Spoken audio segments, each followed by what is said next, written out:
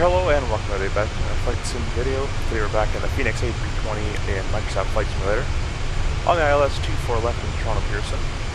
Today's going to be a very quick video on what is an ILS, a very quick description of it, and how to maintain a glide slope, even if you were using raw data, no flight directors, or even no ILS at all. So let's jump into the cockpit. I have it paused currently. We have glide slope star and localizer, so we're just capturing the glide slope and we're on the localizer now with the autopilot engaged, but I'm paused. Let's go ahead and take a look. I'm going to unpause real quick just so the speed doesn't get too, doesn't sound too annoying there. The pause might ruin the approach a little bit, but we'll get to that point when we get to that point. So what is an ILS? An ILS is an instrument landing system, as everybody might know already. And it's basically a way for the airplane to approach a runway. That's why it's called an approach. So it gives you a lateral path, which is the localizer, this part, left or right, and it gives you a vertical path, which is this part, the glide slope. So we want to know how to get on and maintain this glide slope.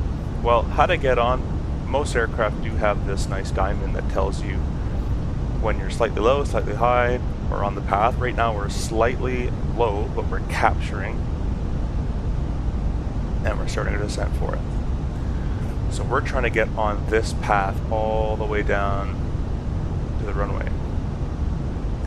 So the average glide slope is 3 degrees. This ILS glide slope here, it tells you right on the chart, 3 degrees. That's most Cat 1s. They might differ a little bit, but that's most of them.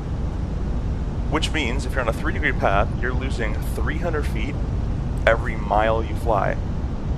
So if we pretend the touchdown zone elevation of Pearson was 0, let's pretend it was 0.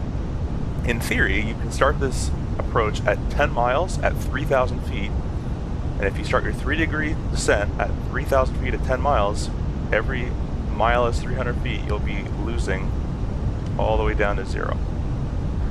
Now because Pearson is higher, it's 500 above sea level, you're going to start this a little bit closer than 10 miles. However, we're talking about how to maintain on the glide slope. So if you look, there's a chart here, and I'll show you another way to do it in the airplane after, but there's a chart here, and it's going to say if you're going 140 knots ground speed, your approach for 3 degrees will be around 750 feet per minute. So now that we have that information, let's go back to the airplane.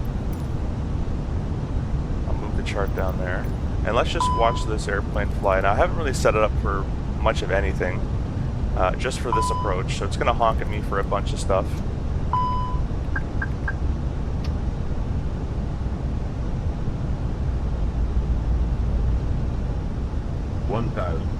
And I want you to watch. Right now it's an auto throttle, 122 knots. Glide slope starts, capturing the glide slope, and the localizer, so it's on the lateral path of that runway. We have 2 whites, 2 red. You'll notice it's maintaining 600 right now, but we're still slightly slow or slightly low. And it's going to be teeter-tottering between 6 and 700 feet. Now this is because our ground speed isn't 140, our ground speed right now is 120. So a quick way to do this, find your new feet per minute in real life, because the chart might always be there, is take 120, divide by 2, which is 60, add a 0, 600 feet per minute, and that's why the airplane is maintaining 600 feet per minute. So now if I go ahead and turn the flight director off, turn the landing symbology off, I'll leave it on so you do a raw data, you can see. All I have to do, autopilot disengage, is maintain roughly 600 feet per minute, right? If I get too shallow and I start to get high, I'll have to increase my rate of descent past below 600, maybe to 700, 800 feet per minute. And vice versa if I get too low. So just maintaining roughly 600 to 700 feet per minute. Also, eyes outside, I'm staring at my aiming point, which is the touchdown zone marker, the 1,000-foot marker, I should say, not touchdown zone. 50, 40, eyes outside, 30, all the way into the runway, pulling back, retard throttles.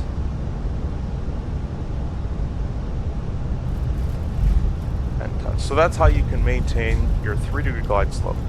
You can find out, I'll pause there, you can find out what feet per minute is required by doing ground speed, divide by 2, add a 0. In our case, 120 cut in half is 60 at a 0 to 600 feet per minute. So you'll know 600 feet will maintain you on that glide slope. If you start to get too high, go steeper than 600 for a little bit and then go back to 600 because that's what's going to maintain you if you're at the right speed, if you're at the same speed. If you find yourself too low, shallow your descent, add a little bit of thrust, go maybe to 300, 400 feet per minute, wait a little bit till the glide slope comes back, and then go back to 600 feet per minute. Because that's what's going to maintain your approach, your 3 degrees at 120 ground speed. You change your ground speed, you change your feet per minute. The steeper the ground, or the faster the ground speed, the steeper the approach. The slower the ground speed, the shallower the approach. Okay, so I hope you guys enjoyed this, and we'll see you guys in the next video.